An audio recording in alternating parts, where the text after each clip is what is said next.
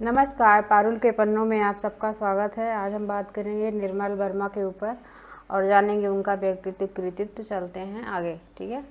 निर्मल वर्मा, इनका जन्म ये हिंदी के महान कथाकार, उपन्यासकार, पत्रकार और अनुवादक थे। निर्मल जी, इनका जन्म 3 अप्रैल 1929 को शिमला में होता है। तो कहाँ होता है? शिमला में, ठीक है। इनका निधन जो है 15 अक्टूबर 2005 को हुआ, ठीक है। तो 1929 में जन्म होता है, 2005 में इनकी मृत्यु होती है। निर्मल वर्मा को हिंदी साहित्य के नई कहानी आंदोलन के अग्रदूत के रूप में माना जाता है, ठीक है। नई कहानी आंदोलन। निर्मल वर्मा ने दिल्ली के सेंट स्टीफेंस कॉलेज से इतिहास में एमए किया था, है ना। तो इतिहास में एमए किया। फिर उन्होंने कुछ समय के लिए अध्यापन कार्य भी किया। 1959 से 1972 के बीच उन्होंने यूरोप जाने का मौका मिला, तो ये यूरोप गए थे 72 में। वे प्रयाग विश्वविद्यालय के प्राच्य विद्या संस्थान में 7 साल तक रहे। निर्मल वर्मा की कहानियों को रंगमंच पर भी दिखाया जाता था, ठीक है। दिखाया गया है इनकी कहानियाँ बहुत ही फेमस है, ठीक है। सबकी सबसे अधिक जो है परिंदे जो है निर्मल वर्मा की, जो यूजीसी नेट के सिलेबस में भी लगी हुई है, ठीक है। उन्होंने कहानी माया दर्पण पर समानांतर सिनेमा के निर्देशक कुमार साहनी, है ना, कुमार साहनी ने फिल्म बनाई है। तो उनकी कहानी जो है माया दर्पण, कहानी है माया दर्पण में सिनेमा में मतलब फिल्म भी बनी हुई है, ठीक है। आगे चलते हैं उनके उपन्यास। उन्होंने उपन्यास में क्या किया, लिखा कि वे दिन, लालटेन की छत, एक चिथड़ा सुख, रात की रिपोर्ट और अंतिम अरण्य, है ना। तो वे दिन कैसे याद करेंगे? ट्रिक से। वे दिन थे जब लाल छत था, वे दिन थे जब लाल छत था, और वे दिन, लाल, चिथड़ा और रात और अंतिम, है ना। तो वे दिन था जब छत थी, वे दिन था जब छत थी और वहाँ चिथड़ा सुख था, रिपोर्ट आई और अरण्य हो गया, ठीक है। तो 1964 फिर 74, 10 साल के गैप में, ठीक है। 10 साल का गैप था। पहला उपन्यास लिखा वे दिन 64 में, फिर 74 में लिखा लालटेन की छत, फिर एक चिथड़ा सुख 1979, ठीक है। और फिर 1989, 10 साल का गैप इधर हुआ, है ना, रात की रिपोर्ट में। फिर अंतिम अरण्य 2000। अंतिम अरण्य का जो है सन पूछा जाता है पेपरों में, ठीक है।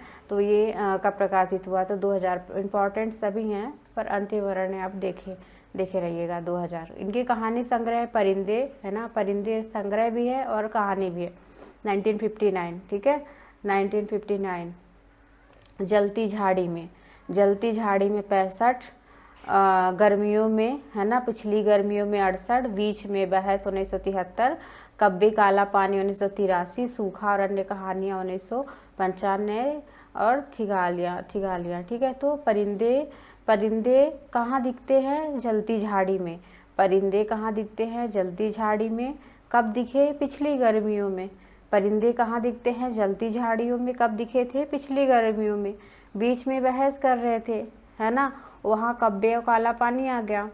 बीच में बहस किए, कब्बे काला पानी आ गया, फिर सूखा सरोवर मिल गया, है ना, सूखा तथा अन्य कहानियाँ, ठीक है। पानी कहाँ होता है? जहाँ सूखा पड़ता है, ठीक है। पानी कहाँ होता है? सूखा पड़ता है। ऐसे याद करिए कि परिंदे कहाँ आए? जलती झाड़ी में आए, जहाँ पिछली गर्मियों में। परिंदे जलती झाड़ी में आते हैं पिछली गर्मियों में, और बीच में बहस करते हैं, कब्बे काला पानी मिलता है, फिर सूखा पड़ता है। कब्बे काला पानी के बाद सूखा पड़ जाता है, ठीक है। तो ऐसे याद करिए। 1959, 1965, 68, बीच में बहस 73, कब्बे काला पानी 83। बहुत इंपॉर्टेंट है कब्बे काला पानी 83, ठीक है। तो इसको ट्रिक बना के फिर आगे आते हैं सल्तनत डायरी, चिड़ों पर चांदनी 1963, हर बारिश में 1970, और धुंध में उठती धुआं 1997, ठीक है। निबंध इनके क्या है? चिड़ों पर चांदनी, हर बारिश में, शब्द और स्मृति, बहुत इंपॉर्टेंट है शब्द और स्मृति, कला का जोखिम 1981, ढलान से उतरते हुए 1985, भारत यूरोप और प्रतिश्रुति के क्षेत्र में 1991, इतिहास, स्मृति और आकांक्षा 1991, शताब्दी के ढलते वर्षों में 1995, दूसरे शब्द 1997, अंतिम, अंत और आरंभ, आदि अंत और आरंभ, बहुत इंपॉर्टेंट है, आदि अंत और आरंभ 2001, ठीक है। आदि अंत और आरंभ 2001। सर्जना सर्जना पथ के सहयात्री 1995, 2005। एक हमने पीछे देखा था 2000 में, उनका उपन्यास अंतिम अरण्य था। आदि, अंत और आरंभ 2000 है ना, आदि आया, फिर अंत, फिर आरंभ 2000। सृजना और सहयात्री 5, साहित्य का आत्मसत्य 2005। ठीक है, तो 2005 में 2 आते हैं। ठीक है, सर्जना और साहित्य दोनों। नाटक उनका है तीसरा, 3 एकांत, ठीक, 1976, 3 एकांत। संभाषण, साक्षात्कार, पत्र जो भी है, तो यहाँ पे दूसरे शब्दों में 1999। प्रिय राम 2006। संसार में निर्मल वर्मा 2006। ठीक है, इन्होंने अनुवाद भी लिखे हैं किस किस पे, तो कुप्रीन की कहानियाँ, कुप्रीन की कहानियाँ 1955। रोमियो जूलियट और अंधेरा 1964, रोमियो जूलियट पर 1964।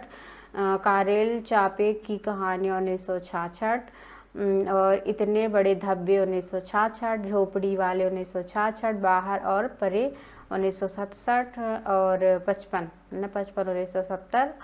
RUR, तो ये जो है, तो ये इनके अनुवाद है, इन्होंने अनुवाद लिखे हैं। ठीक है, अनुवाद भी लिखे हैं। निर्मल वर्मा को जो पुरस्कार मिले हैं, तो ज्ञानपीठ मिला था 1999 में। ठीक है, वर्ष 1999 में। ठीक है, इनको ज्ञानपीठ मिला। पद्म भूषण 2002 में मिला। पद्म भूषण 2002 में, पद्म भूषण 2002 का सन आप याद रखें। ठीक है, साहित्य अकादमी 1985 में मिला था कब्बे काला पानी के लिए। ये उपन्यास इन्होंने हिंदी साहित्य, मतलब साहित्य अकादमी का सन याद रखेंगे 1985। ठीक है, फिर 2000 में पद्म भूषण मिलता है। पहले साहित्य अकादमी मिलता है, फिर पद्म भूषण 2002 में।